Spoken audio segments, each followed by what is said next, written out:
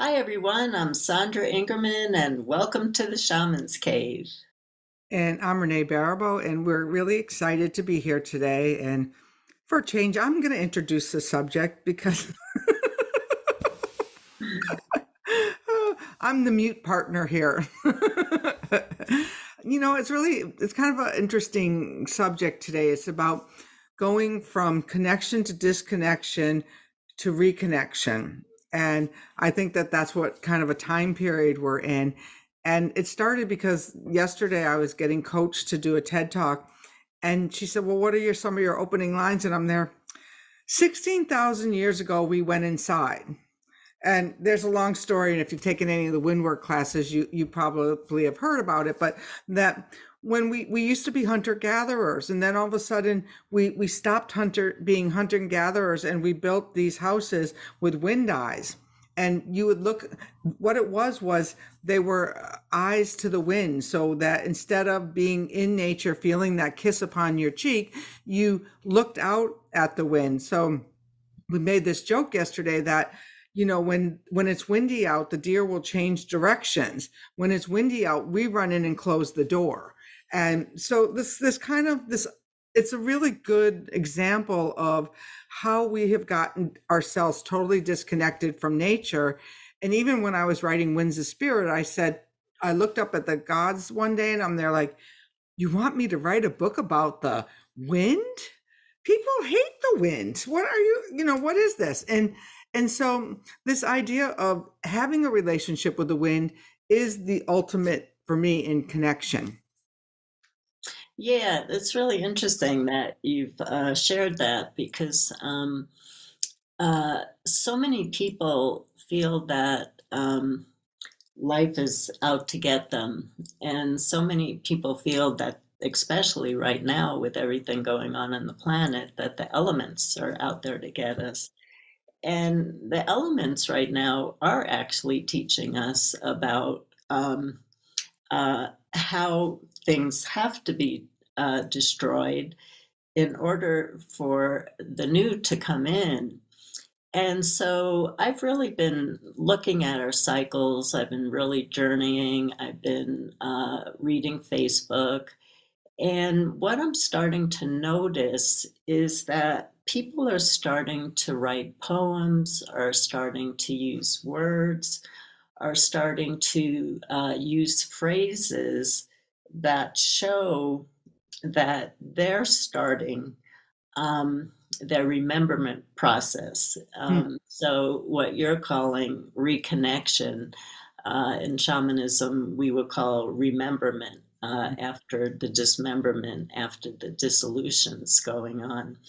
And so, obviously, anybody who's aware of the news is aware that there's major dissolution still going on.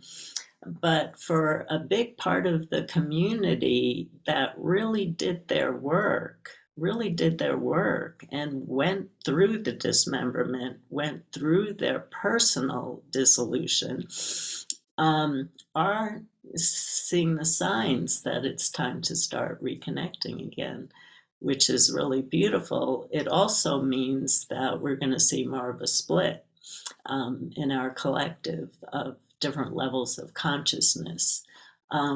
But where I've come to a really long time ago is we can't take everybody with us. We want to, but we can't.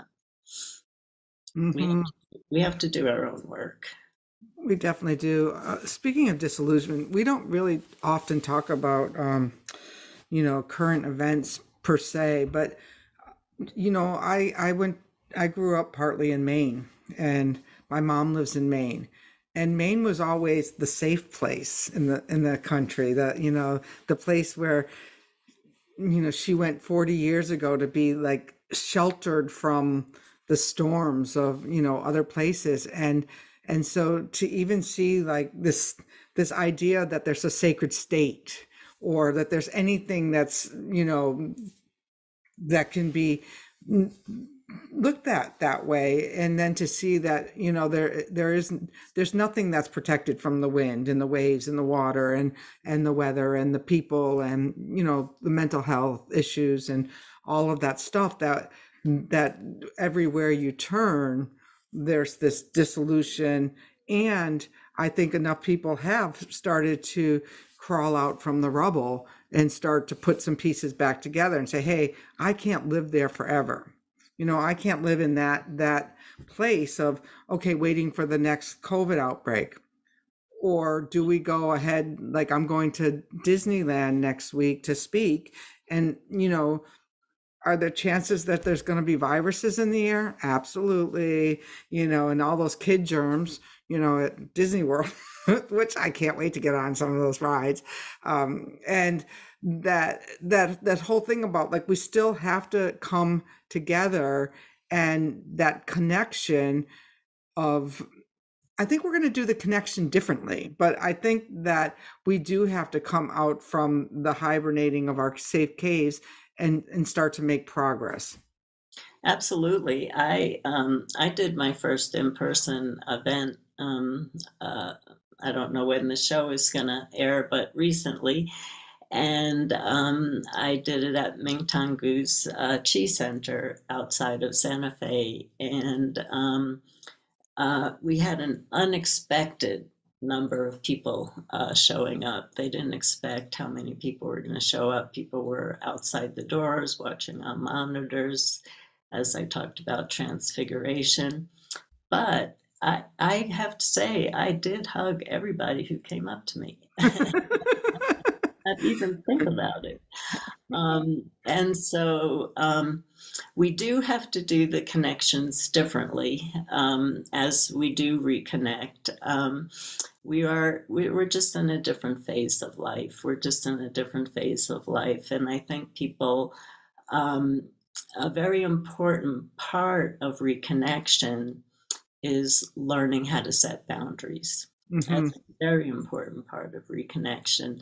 And so I think we dissolved, some of the spiritual community dissolved, and now we're coming back and going, woo, that was unbelievable what we went through, and I don't want to do that again. And this isn't working for me, and that wasn't working for me, and that wasn't working for me, and that wasn't working for me. And so now my new life looks like this, and that's called reconnection. I love that. Just a little secret. COVID for me was, it was like a gift on the hugging front, because working in the treatment business, everyone always went to these gatherings and hugged. And it was like, I don't know you well enough to hug you. I'm kind of like that European, like, don't touch me unless I, touch you. I'm not that huggy. And it doesn't mean I'm not that compassionate and warm. It's just, it's not my, I guess, not my love language. So I used to go to these meetings and they'd say, oh, you don't hug. I remember that. It's like, so I got this reputation of being the not hugger in the group. Well, I think that all of our idiosyncrasies, I see more. I'm still working for clients. I'm still journeying, not very much, but I'm really seeing that all of our idiosyncrasies were taken away from us, and it's our idiosyncrasies that make us so interesting. And so I believe that as people are reconnecting again, they've lost so much. You think about how people don't really care what they wear anymore. I think Facebook and social media took away, nobody cares what they say anymore.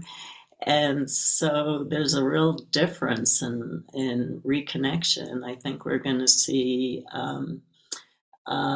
I'm saying this in a positive way. I think we're going to see more wildness coming out of people, their own inherent wildness that they've never gotten to express, because everybody's saying, tells people to don't shine your light too big because you're going to get too much attention. So, keep your head down, get through life the best that you can.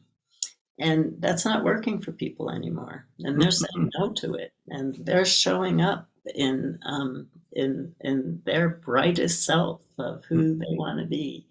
So yeah, it's an interesting time. It's interesting watching the reconnection. I like seeing it. I like seeing it too. I was thinking as you were talking about dimming your light, I was thinking like last night or this morning, really early, about 5 o'clock. There's I don't know if it's a 250-foot pine tree right out off of my deck, and then the full moon was right behind it, and there was this bright light shining through the leaves of, not the leaves, through the pine needles and onto, like, lighting up my whole corridor outside. And the pine tree and the moon, they have no problem shining bright. It's not, because it's coming from a place of their humility and their nature. And I think we got to this place where that people were like so boastful about, look at me, I'm on social media and I have 1 million followers, and it's that shine bright without substance kind of. But I think that the spiritual people that I know, the ones who have gone really deep during these harder times, because this last few years has been really hard, are are coming from a place of resiliency, unwavering strength, and wisdom to know the difference. Hmm. Absolutely. Yeah, there's a different people are getting wiser. It's important to see. I Mhm. could agree with you more on that. Yeah, I think so. So for me, the idea that we went inside, and then all we needed for all those years was we needed to get our information from other people, from the priests and the ministers and the teachers and everything. And so then we got locked inside. Maybe that was the turning point in being locked inside. And then we, even in that locked insideness, we had to find our own answers. Am I going to wear a mask? Am I not going to wear a mask? Am I going to go to the store? Am I not? I mean, simple, like almost learning to crawl in how we were going to react again. And then we come back out and it's like, yeah, I did it my way and I'm here to talk about it.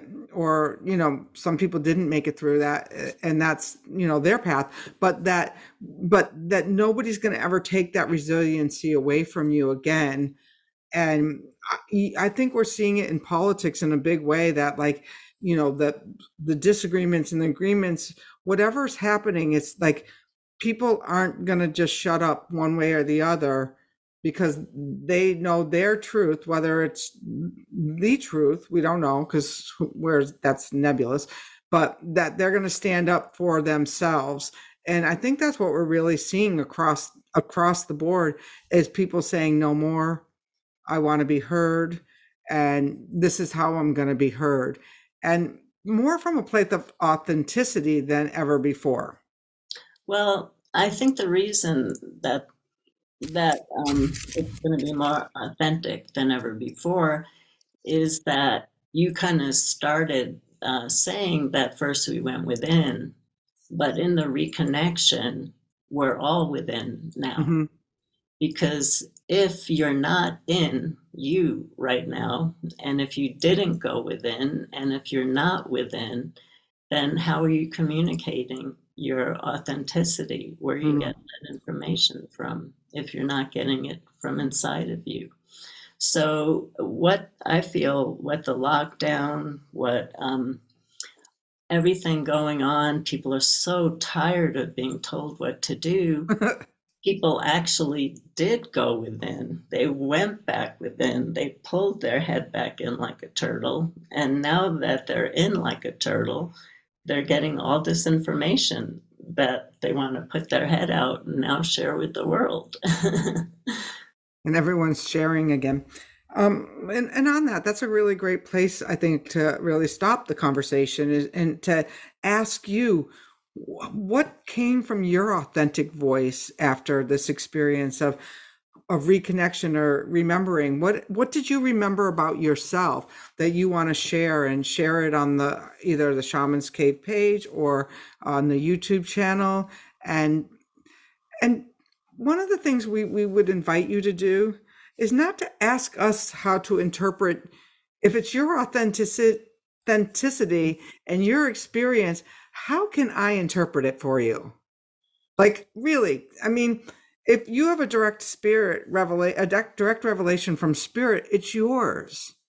Like in my dream last night, I had this vivid dreamscape. And I thought, like, well, is this mine? Well, of course it's mine. It came in my dreamscape. So it's up to me to interpret it, not to go into the shaman's cave wall and say, hey, I had this dream last night. What do you think?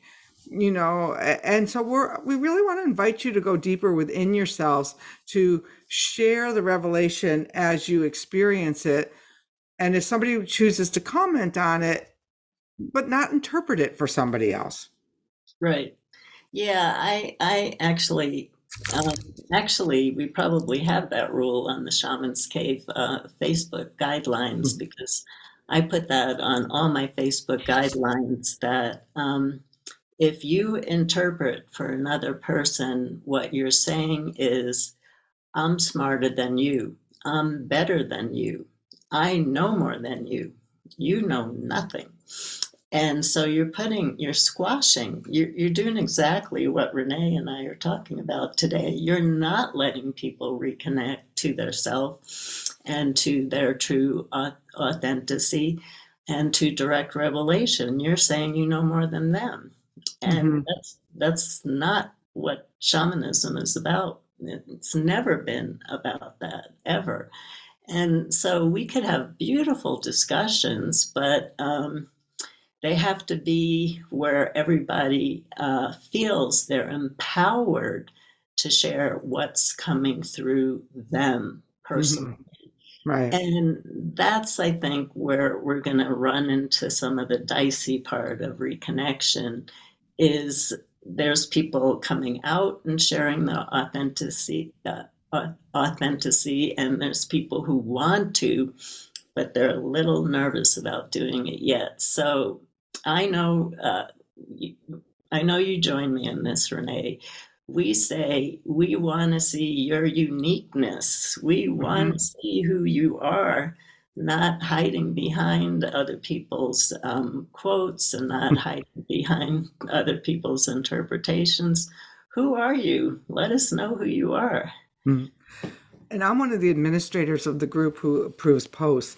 And I have to say, when I see somebody that's blah, blah, blah, so blah, blah, blah, and a lot of times I'll say, is this even true? Did you even do your research? Is this like, they love those quotes by, like, really, you must not have had the same book editor I had, and I don't approve them. So, but I've never not approved, even when I was thought like, oh, this could cause a little stir, a little controversy, when somebody comes from their heart and says, this is my experience, I'm not quite sure how to proceed with it, but if I can tell that it's from the heart, I always share it. So make sure you follow us over at the Shaman's Cave. Make sure you like us on YouTube and hit like on this channel, because this is partly the way we support this show, is that when you like it and you share it and you comment on it, YouTube shares it with more people, and then we might get a couple of pennies or whatever it is, but it helps offset our costs. So,